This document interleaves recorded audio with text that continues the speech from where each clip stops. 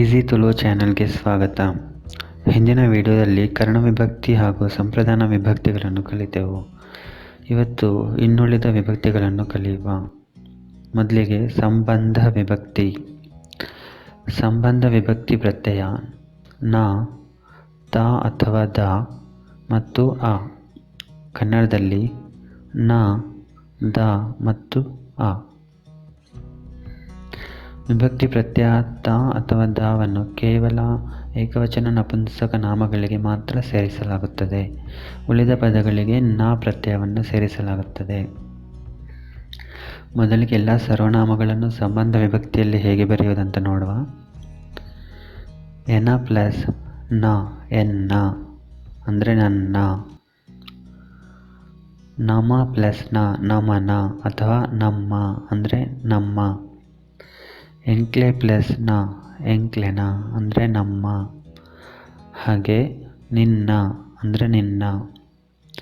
ಇರೆನ ಅಂದರೆ ನಿಮ್ಮ. ನಿಕ್ಲೆನ ಅಂದರೆ ನಿಮ್ಮ. ಬೆನ ಅಂದರೆ ಇವನ. ಆಯನ ಅವನ. ಮೊಲೆನ ಇವಳ.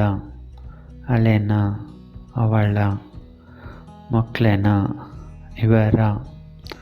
ಅಕ್ಲೆನ ಅವರ. ಮೆರೆನ ಇವರ. ಅರೆನ ಅವರ. ಉಂದೆತ ಅಥವಾ ನೇತ ಇದರ. ಅವೆತ ಅಥವಾ ಐತ ಅದರ. ನೆಕ್ಲೆನ ಇವುಗಳ. ಐಕ್ಲೆನ ಅವುಗಳ. ಈ ಸರ್ವನಾಮಗಳನ್ನು ಯಾವುದೇ ಪ್ರತ್ಯಯಗಳನ್ನು ಸೇರಿಸದೆ ಕೂಡ ಸಂಬಂಧ ವಿಭಕ್ತಿಗಳನ್ನಾಗಿ ಉಪಯೋಗಿಸಬಹುದು. ಆದರೆ ಇದು ಹೆಚ್ಚಾಗಿ ಕವಿತೆಗಳಲ್ಲಿ ಉಪಯೋಗಿಸಲ್ಪಡುತ್ತದೆ. ಉದಾಹರಣೆಗೆ ಎನ ಉಡಲ್ ಅಂದರೆ ಎನ್ನ ಉಡಲ್ ನನ್ನ ಹೃದಯ. ಇರೆ ಬದುಕು ಅಂದರೆ ಇರೆನ ಬದುಕು, ಕನ್ನಡದಲ್ಲಿ ನಿಮ್ಮ ಬದುಕು. ಸರಿ, ಈಗ ಸಂಬಂಧ ವಿಭಕ್ತಿಯಲ್ಲಿ ಕೆಲವು ವಾಕ್ಯಗಳನ್ನು ನೋಡುವ. ನಿನ್ನ ಪುದರೆಂಚಿನ, ನಿನ್ನ ಹೆಸರೇನು. ಎನ್ನ ಇಲ್ಲು, ನನ್ನ ಮನೆ. ಪುಚ್ಚೆದ ಕಿನ್ನಿ, ಬೆಕ್ಕಿನ ಮರಿ. ಕುಕ್ಕುದ ಮರ, ಮಾವಿನ ಮರ. ನಿಕ್ಲೆನ ಊರು, ನಿಮ್ಮ ಊರು. ಸುರುತ್ತ ಮಗೆ, ಮೊದಲ ಮಗ. ನಾನು ಈಗಾಗಲೇ ಹೇಳಿದ ಹಾಗೆ ವಿಭಕ್ತಿ ಪ್ರತ್ಯಯ ತ ಅಥವಾ ದ ಕೇವಲ ಏಕವಚನ ನಪುಂಸಕ ನಾಮಪದಗಳಿಗೆ ಮಾತ್ರ ಸೇರಿಸಲಾಗುತ್ತದೆ. ಕೆಲವೊಮ್ಮೆ ತ ಅಥವಾ ದ ಪ್ರತ್ಯಯದ ಬದಲಿಗೆ ಆ ಪ್ರತ್ಯಯವನ್ನು ಕೂಡ ಉಪಯೋಗಿಸಬಹುದು. ಆದರೆ ನಾಮಪದದ ಕೊನೆಯ ಅಕ್ಷರ ವ್ಯಂಜನ ಅಥವಾ ಅರ್ಧ ಉ ಆಗಿರಬೇಕು. ಉದಾಹರಣೆಗೆ ತುಳುನಾಡದ ಅಂತ ಹೇಳೋ ಬದಲಿಗೆ ತುಳುನಾಡ ಅಂತ ಹೇಳ್ಬೋದು. ಕನ್ನಡದಲ್ಲಿ ತುಳುನಾಡಿನ ಅಥವಾ ತುಳುನಾಡ. ಹಾಗೆ ಇಲ್ಲದ ಪಿರವು ಅಂತ ಹೇಳಲಿಕ್ಕೆ ಇಲ್ಲ ಪಿರವು, ಕನ್ನಡದಲ್ಲಿ ಮನೆಯ ಹಿಂದೆ. ಸರಿ, ಮುಂದಿನದ್ದು ಅಧಿಕರಣ ವಿಭಕ್ತಿ. ಅಧಿಕರಣ ವಿಭಕ್ತಿ ಪ್ರತ್ಯಯ ಟು ಅಥವಾ ಡು, ಕನ್ನಡದಲ್ಲಿ ಅಲ್ಲಿ.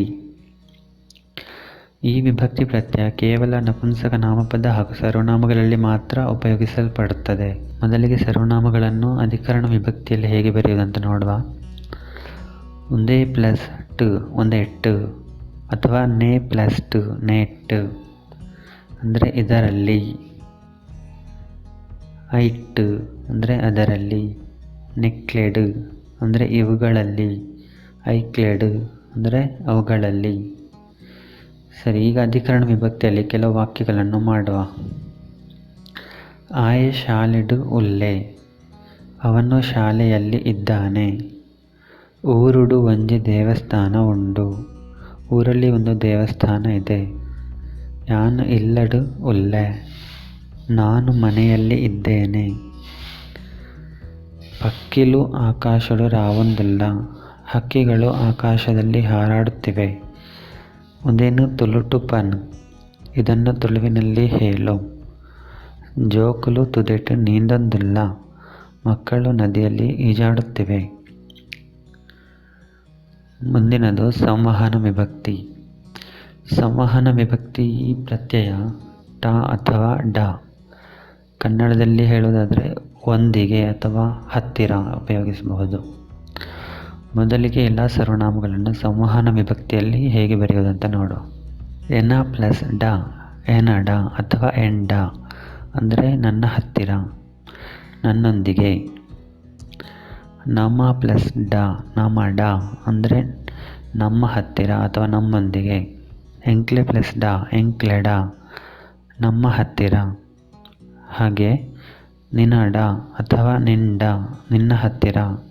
ಇರೆಡ ನಿಮ್ಮ ಹತ್ತಿರ. ನಿಕ್ಲೆಡ ನಿಮ್ಮ ಹತ್ತಿರ.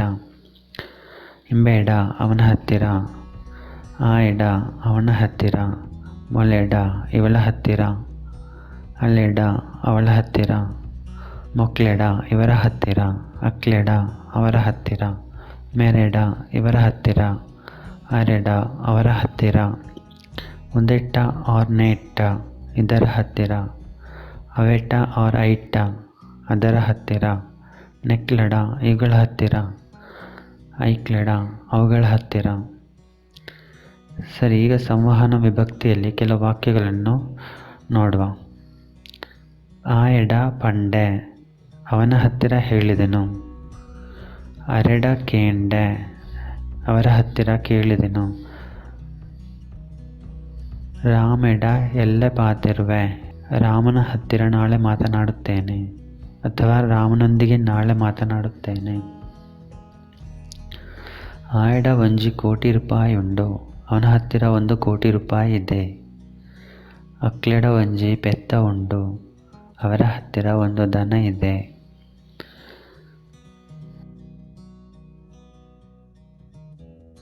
ಸರಿ, ಮುಂದಿನದು ಸಂಬೋಧನ ವಿಭಕ್ತಿ. ಸಂಬೋಧನ ವಿಭಕ್ತಿ ಪ್ರತ್ಯಯ ಆ ಅಥವಾ ಎ.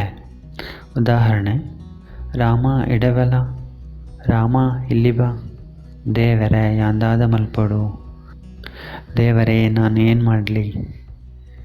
ಸರಿ, ಇವತ್ತಿಗೆ ಎಷ್ಟು ಸಾಕು. ಮುಂದಿನ ವಿಡಿಯೋದಲ್ಲಿ ತುಳುವಿನಲ್ಲಿ ವರ್ತಮಾನ ಕಾಲದಲ್ಲಿ ಹೇಗೆ ವಾಕ್ಯ ರಚಿಸೋದು ಕಲಿಯೋಣ. ಧನ್ಯವಾದಗಳು. ಈ ವಿಡಿಯೋ ನಿಮಗೆ ಇಷ್ಟ ಆಗಿದ್ದರೆ ಕೆಳಗೆ ಇರುವ ಲೈಕ್ ಬಟನನ್ನು ಒತ್ತಿರಿ. ಹಾಗೆ ಇನ್ನಷ್ಟು ಹೊಸ ವಿಡಿಯೋಗಳ ಬಗ್ಗೆ ನೋಟಿಫಿಕೇಷನ್ ಪಡೆಯಲು ಸಬ್ಸ್ಕ್ರೈಬ್ ಬಟನನ್ನು ಒತ್ತಿರಿ. ಬೇರೆ ಏನಾದರೂ ಸಲಹೆಗಳಿದ್ದರೆ ಕಮೆಂಟ್ ಮಾಡಿರಿ.